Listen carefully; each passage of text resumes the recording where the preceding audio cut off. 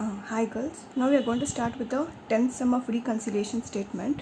So in 10th sum of reconciliation statement, they have given two options. Either we can start from net loss of financial records or net loss of cost accounting. So I will show you in 10th sum, I will show as per the financial record, and there's another sum I will show you both the methods, how can we calculate. Now net loss as per financial records, when we see as the pro forma, it is net profit as per financial accounts, cost accounting, we can start the sum, or net loss as per financial accounting. So either this one or this one, when I'm going to net loss, net profit of cost accounting and net loss as per financial accounting, both we have to follow with the same procedure. So in this we're going to start with the net loss as per financial records. So we're going to start in the same procedure as per the original format. Now work overheads under recovered in costing. Work overheads under recovered in costing is 3120. Administrative overheads recovered in excess, which is in excess, which we have got in excess, so it is over absorbed. So administration overheads recovered in excess 1700. Depreciation charged in financial account is 11200. Depreciation recovered in cost accounting is 12500. So depreciation charged in financial accounting is 11,200. As depreciation in the financial accounting they have updated as 11,200, but how much we have received or how much we have recovered in the cost accounting, it is 12,500. It is 12,500. So when I tell about 12,500 minus 11,200, I get 1,300. As I'm doing as per the pro forma of the cost accounting, or it may be net loss as per financial accounting. We are going in the same procedure. So here I have over recovered in excess, that is 1,300. So depreciation recovered in excess, it is 1,300, because I'm going as per the pro forma, that is net loss as per financial accounting. Either we can start with net loss as per financial accounting or net profit as per cost accounting. So when we are going either any of the options, we are going to follow in the same manner. Fine.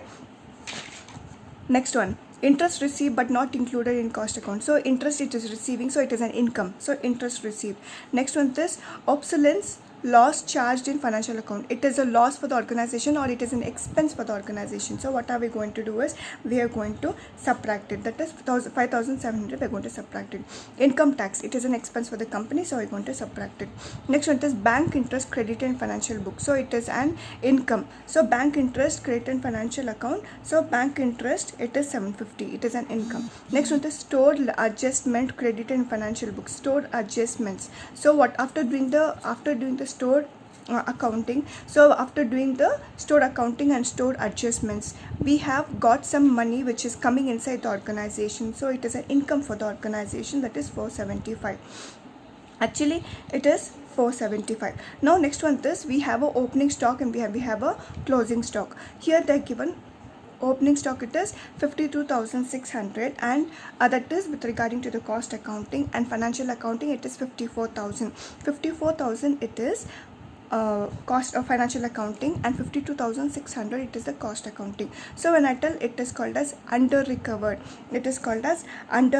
So under recovery of opening stock, it is called as under recovery of opening stock. When you see in the pro forma, under recovery of the closing stock, it is we are going to deduct it. So it is under recovery of closing stock, we are going to that is opening stock. What are we going to do is we are going to deduct it and taking out the amount outside. Next one is we are going to do with the closing stock. Cost accounting, it is 52,000 closing stock, and financial accounting it is 49,600. So cost accounting it is higher compared to financial accounting. So what is the meaning of this? It is overvalued. What is the meaning of overvaluation of closing stock? Means we are going to deduct it. Undervaluation of closing stock, we are going to add. Overvaluation of closing stock, we are going to deduct it. So it is in closing stock, cost is higher compared to financial accounting. So what are we going to do is we are going to take a difference and write the difference amount here. Next one is preliminary expenses. Preliminary expenses, it is an expense for the company. Then provision for doubtful debt, it is an expense for the company. Interest charged to cost accounting but not in financial accounting. Interest is only charged in cost accounting, but interest which is charged in cost accounting but is not in financial accounting. What is the meaning of this one is, it is called as notional expenses. It is called as notional expenses. So items of expenses charged only in cost accounting but not in financial accounting. Any items which is updated only in the cost but clearly they are mentioned it is not updated in the financial accounting, this means it is a notional expenses. So what are we going to do is, we are going to update in the addition column as per the notional charges. So this is the basic pro forma with regarding to the 10 sum, and we are going to go as per the same profit and same procedure which has been given as per the same manner. We are not going to do any reverse side, but we are going to go as per the same manner because we have started from the net loss as per financial accounting.